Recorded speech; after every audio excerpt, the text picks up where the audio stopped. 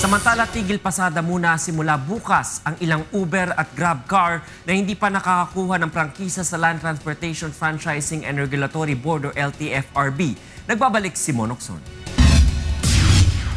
Bukas ay uumpisahan na ng Land Transportation Franchising and Regulatory Board na manghuli ng mga kolor na transport network vehicle.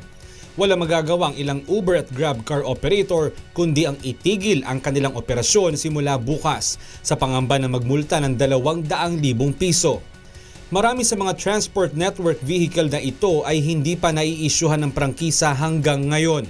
Sa opisina ng LTFRB, nasa mahigit 1,000 lamang ang naipasang franchise application ng Grab habang nasa 30 lamang mula sa Uber kumpara sa nasa 5,000 operator nito na nasa Metro Manila. Marami sa mga operator ang dumidiretso sa opisina ng LTFRB upang kumuha ng prangkisa sa halip na magpasa ng requirement sa transport network vehicle. Paliwanag ng ahensya, ang Uber at Grab ang mag-aasikaso ng kanilang aplikasyon.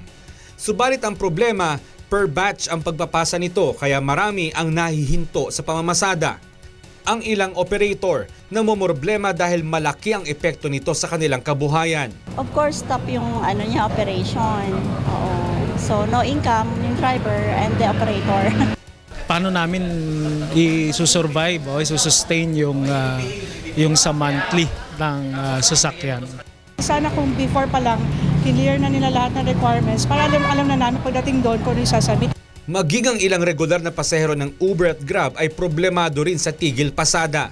For sure, in-expect namin na may surge kasi konti lang yung papasada ng mga Uber driver. So medyo hassle siya in a way, tsaka agawan, ganun. So tsaka matataas yung fare.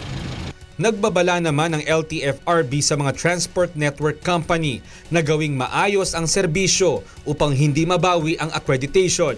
Mas mahigpit ho ang responsibility nyo because pag nagkamali ho yung mga drivers ninyo at merong hindi nasunod sa regulation, there would be a chance na pwede hong mabawi yung accreditation nyo, and that would be a big blow on the TNC itself. Ngayong araw ay nakapag-release ang LTFRB ng mahigit 1,000 mga provisional authority sa mga transport network vehicle. Subalit kulang pa rin ito sa libo-libong mga pasahero ng Uber at Grab car araw-araw. Mon Hokson, UNTV News Worldwide.